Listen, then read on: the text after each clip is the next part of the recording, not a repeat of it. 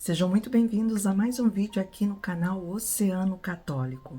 No último vídeo nós falamos sobre a origem da oração Ave Maria e também sobre a origem do Santo Rosário. Hoje, como num sinal também catequético, eu quero estar apresentando para vocês a origem do credo, da oração do credo, que por muitas vezes a realizamos durante a Santa Missa e também de início do nosso terço ou rosário.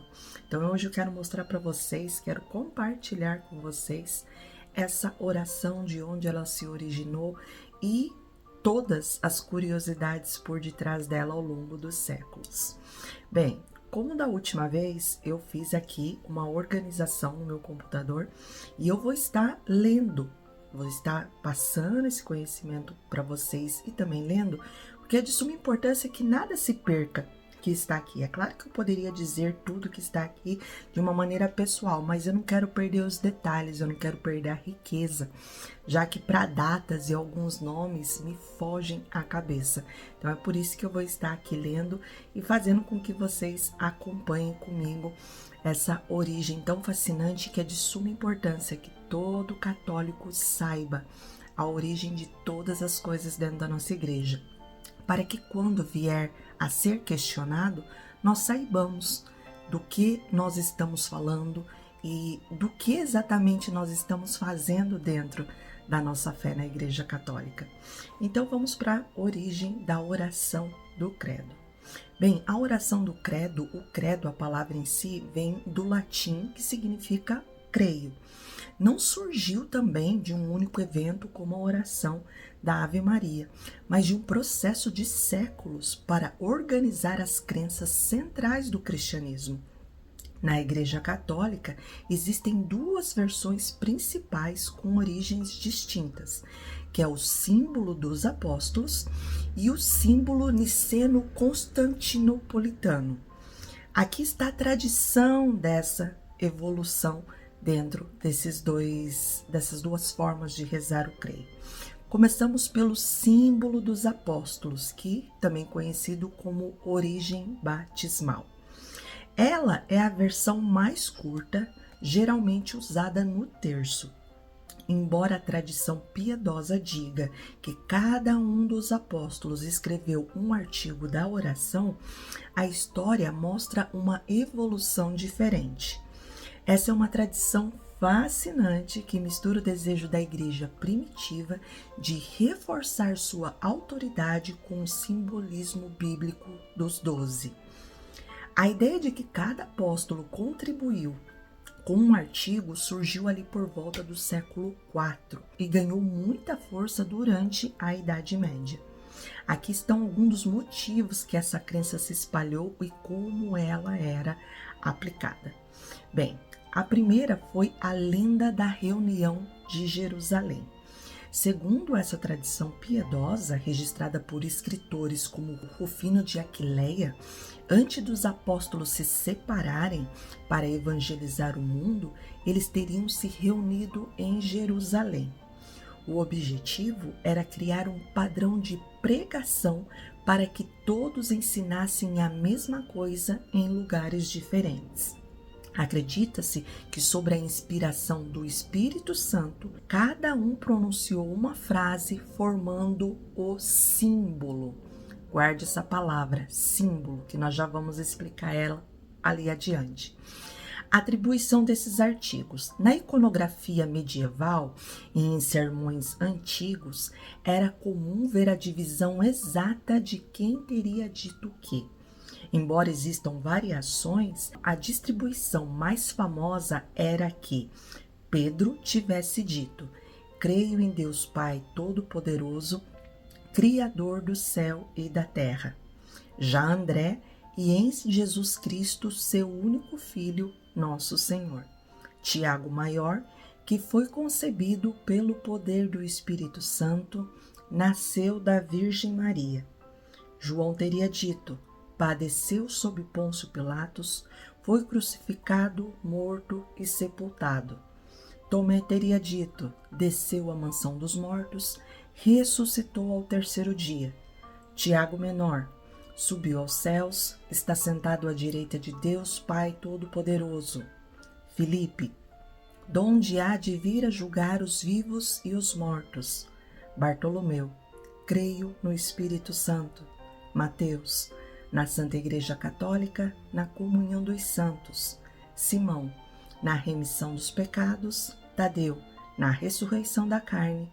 Matias, na vida eterna. Amém. Por que essa tradição existiu? A igreja usou essa narrativa por motivos muito práticos. Primeiro, a autoridade apostólica. Ao ligar o texto diretamente aos 12, a igreja garantia que aquela oração não era uma invenção humana, mas uma herança divina direta de quem conviveu com Cristo.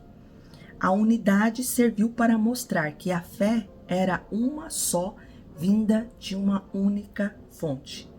E já a memorização, para os fiéis da época, muitos não alfabetizados, imaginar os 12 apóstolos em um círculo ditando as regras facilitava o aprendizado e a importância dessa oração. Mas o que a história diz hoje sobre isso? Bem, embora a Igreja Católica valorize essa tradição piedosa pelo seu significado espiritual, a pesquisa histórica moderna e a própria Igreja de hoje reconhece que o texto foi uma evolução gradual. O Credo dos Apóstolos é, na verdade, uma versão amadurecida das fórmulas batismais usadas em Roma. Ele é chamado de dos apóstolos não porque eles os escreveram fisicamente, mas porque ele resume fielmente a doutrina que os apóstolos pregavam. É curioso pensar que, mesmo tendo uma evolução histórica, o número 12 permaneceu intacto na estrutura da oração, mantendo viva a conexão simbólica com os primeiros seguidores de Jesus. Agora vamos para a origem mais teológica da oração, que é o Credo Niceno-Constantinopolitano. Se eu não ler isso daqui, eu não consigo falar. Mas é esse o Credo, que é uma versão mais longa, rezada nas missas aos domingos. Ela surgiu da necessidade de combater heresias. Olha aqui a igreja novamente vindo constatar em oração o combate a heresias, assim como houve com a oração da Ave Maria, que eram interpretações consideradas erradas sobre a natureza de Deus, no caso, na oração do Credo. Bem, no Concílio de Nicéia de 325 d.C., convocado para resolver a heresia de Ário, que dizia que Jesus não era Deus, mas uma criatura, o credo foi escrito para afirmar que Jesus é da mesma substância que o Pai.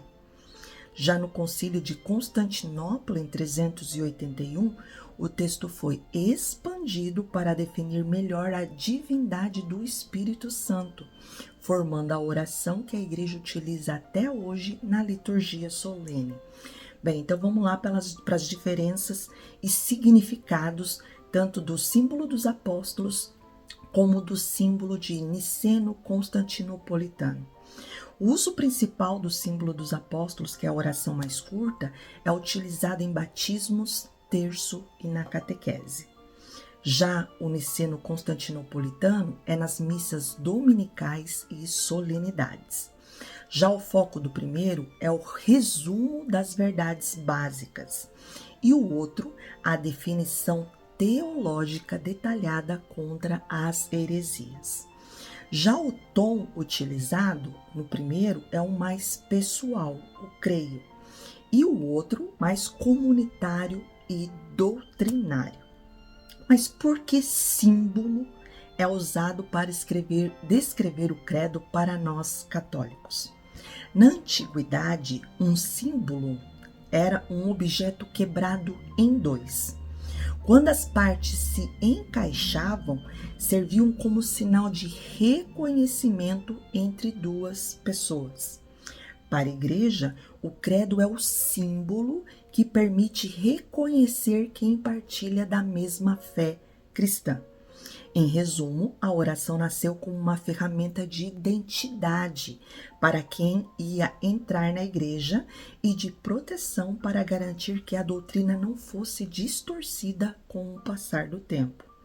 Além da história dos concílios, há detalhes fascinantes sobre o credo que revelam como ele moldou a cultura e a prática católica ao longo dos séculos. Então, resuma, o credo serve para dar identidade à nossa fé. Então, quando alguma pessoa de outra religião, outra denominação, uma criança vier te perguntar qual sua religião e você disser católico, daí eles vão perguntar, mas no que você crê?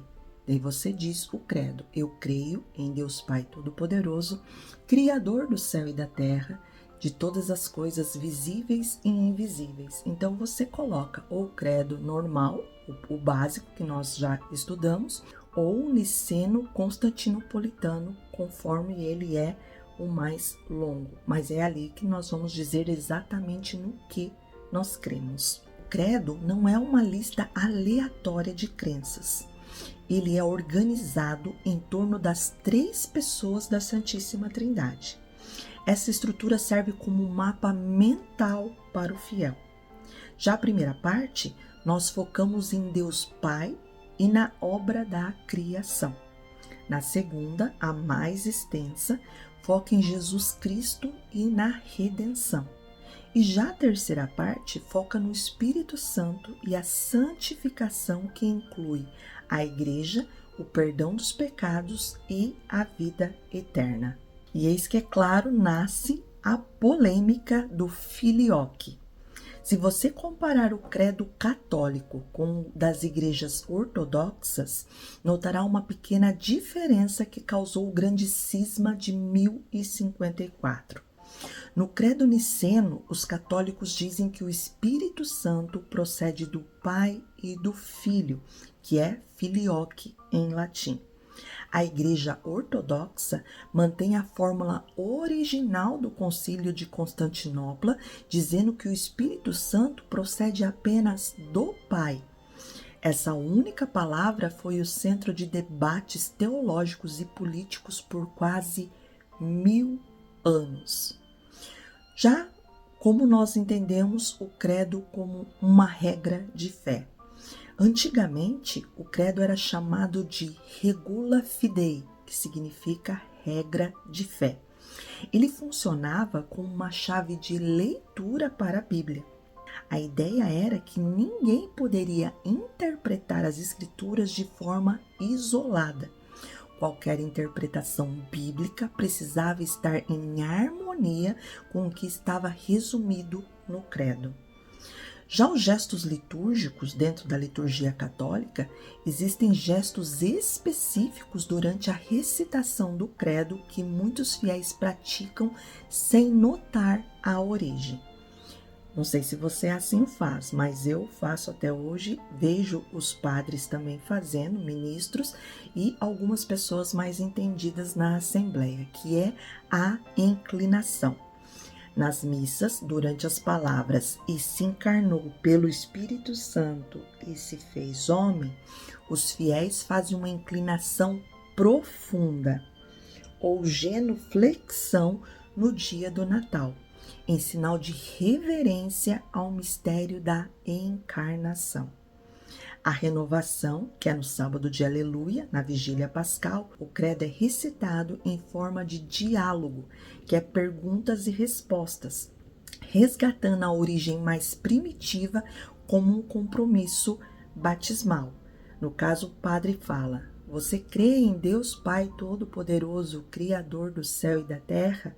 A Assembleia fala: "Sim, eu creio." Então, é essa parte que é distinta ali no sábado de Aleluia. Algumas curiosidades linguísticas agora. O amém, por exemplo. O fechamento com o amém não é apenas um fim. No contexto do credo, é uma assinatura jurídica, que quer dizer eu ratifico ou dou meu selo de aprovação a tudo que foi dito. Já a palavra católica No credo, no grego católicos, significa universal. No momento em que o credo foi formulado, esse termo servia para diferenciar a igreja oficial das seitas locais que surgiam e desapareciam. Vocês sabiam que o credo também é recitado em músicas e na arte? Bem, durante séculos, o credo foi uma das partes fixas da missa na música erudita. Compositores como Bach, Mozart e Beethoven escreveram peças monumentais para o credo, usando a música para enfatizar palavras específicas com sons mais graves para a morte de Cristo e sons mais ascendentes e alegres para a ressurreição. E agora, por último e não menos importante, nós vamos citar algumas das heresias que teve que ali combater durante a passagem desses séculos. Bem, além do arianismo que negava a divindade de Jesus, o credo foi uma ferramenta de limpeza teológica contra várias outras ideias que estavam confundindo os fiéis nos primeiros séculos. Cada frase que rezamos hoje foi escrita como uma resposta direta a uma dessas teorias. E aqui estão as principais heresias que o credo quebrou. O gnosticismo, que é o mundo físico ser considerado mal. Os gnósticos acreditavam que a matéria era má e criada por um Deus inferior. Para eles, Jesus era um ser puramente espiritual que apenas parecia ter um corpo. Como que o credo quebrou isso? Ao dizer que Deus é o Criador do céu e da terra, a igreja afirmou que o mundo material é bom e vem do Deus Altíssimo. Além disso, enfatizar que Jesus nasceu da Virgem Maria e foi crucificado, morto e sepultado, prova que ele tinha um corpo real de carne e osso que sofreu fisicamente. Já teve também a heresia do docentismo, que Jesus era um fantasma. Bem, essa heresia do grego dokeo, que parecer, dizia que Jesus era como um holograma divino. Ele não teria sofrido de verdade na cruz, pois era apenas um espírito. E como que o credo veio a quebrar isso? A inclusão do nome de Pôncio Pilatos é fundamental aqui.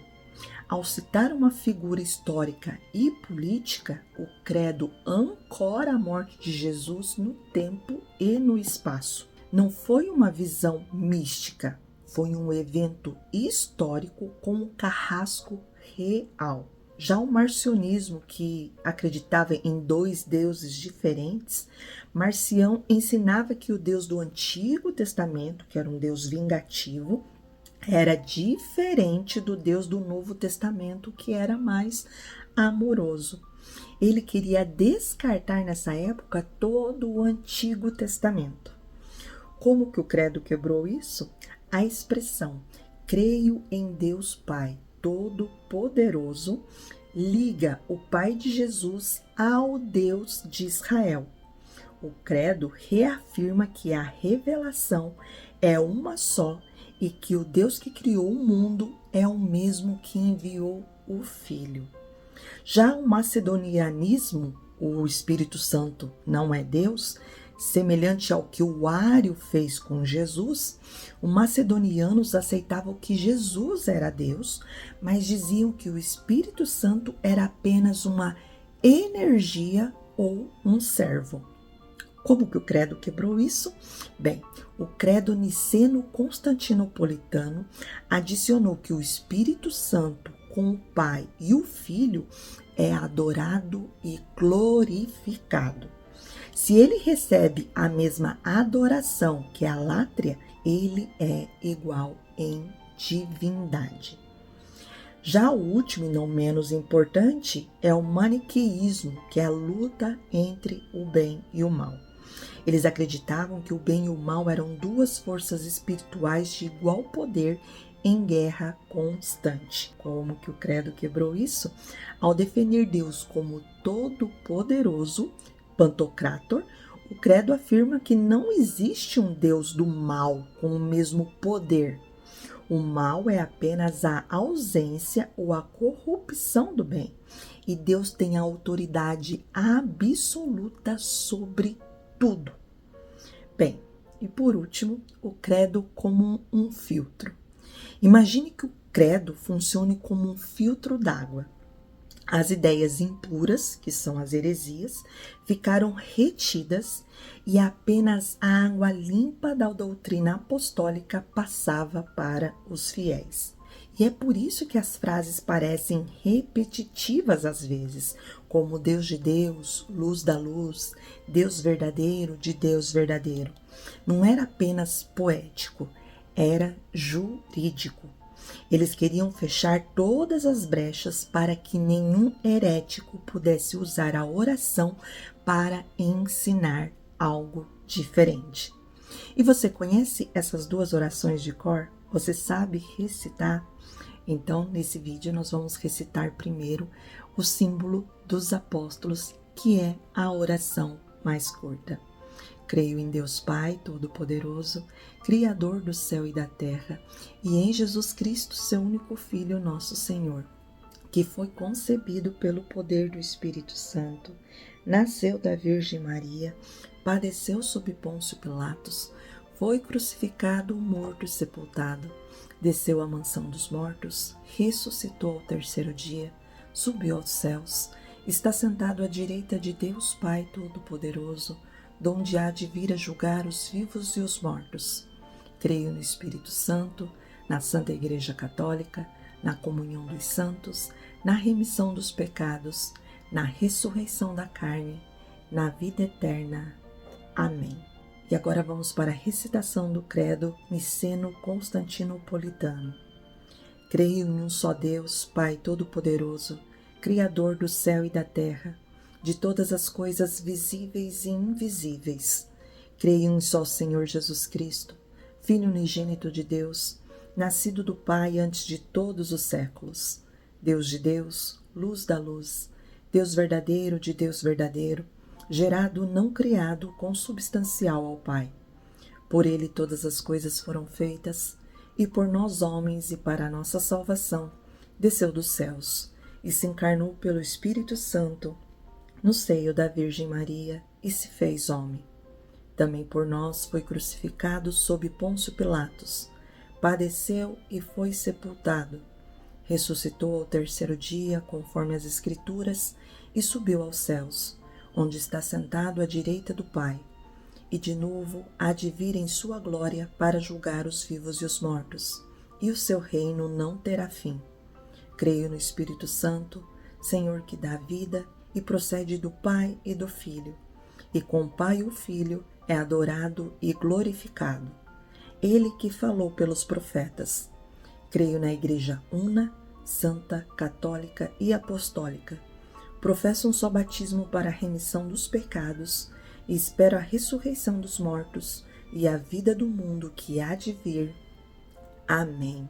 Agora você percebe como o credo é, na verdade, uma declaração de resistência e proteção da história de Jesus? Bem, eis mais uma riqueza explicada aqui no nosso canal Oceano Católico.